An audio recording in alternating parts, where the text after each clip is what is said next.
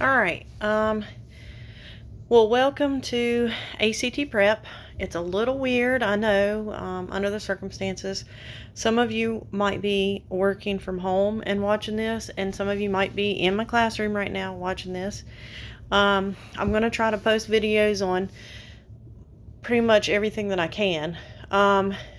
You'll notice for my Bellwork, if you've never done my Bellwork before, it's always one ACT question, and I have 3 questions after it. My main focus is on those 3 questions at the end, okay? Now, this first one, I'm going to post it on the same week it's due, so that way you can look at it and answer that way if you'd like. And then from here on out, I will post the 5 Bellworks from the previous week in the following week. So that way you turn them in and submit them. Don't stress about the Bellworks. You get, 100 for completing those, okay? I will be grading for accuracy on some of the other things, though, okay?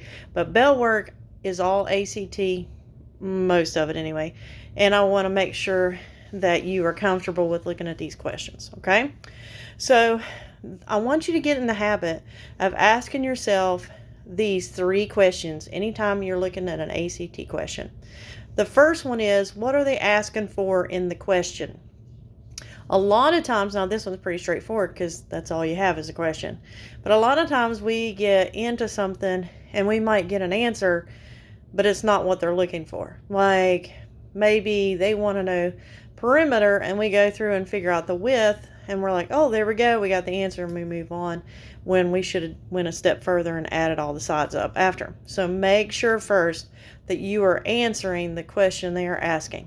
So in this particular question, what are they asking for in this question? And I'm going to write out here to the side of the paper because I don't like to write on my paper. But on yours, it should be fillable. You can just type in, okay? So where it says, what are they asking for in this question? You should say perimeter. Okay? They are looking for the perimeter of that shape. Now, so then the next question is, what information do I need to find in order to answer the question? Well, if you remember, perimeter is the distance around the outside of the shape, okay? So I need to know these outside. I don't need to know that 5 in the middle, but it's going to help me a little bit. Okay, so I need to know side lengths. Okay, side lengths. On these questions on the Bellwork, I don't expect long, lengthy, just something quick that you know what it means and what they're asking for, okay? And you can answer it accordingly. Let me zoom out a little bit. Okay, then the last question, what are some strategies I could use on this question? There are my answer choices. Okay, if you look at that, I know if that's 5, I know these here are longer than 5, okay? So if I assume these are 5, okay, that's 26, and then 10 more will be 36. So a knot has to be greater than 36. So I can rule out A and B just like that. Now, they're not going to be much longer than 5, so I don't want to go too big. So one of my strategies there is use a little common sense and say, okay, I know that it's probably going to be C, right? I don't know for sure that these are the same length, so I can't necessarily figure out how long they are, but I know they're longer than 5, okay?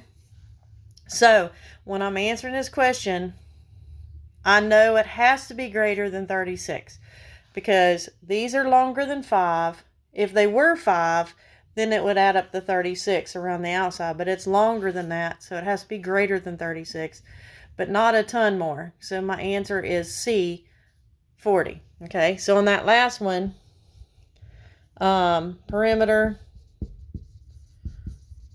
greater than 36, and that would eliminate A and B. And then if you had to guess, C, D, E, okay? E would probably be way too big, right?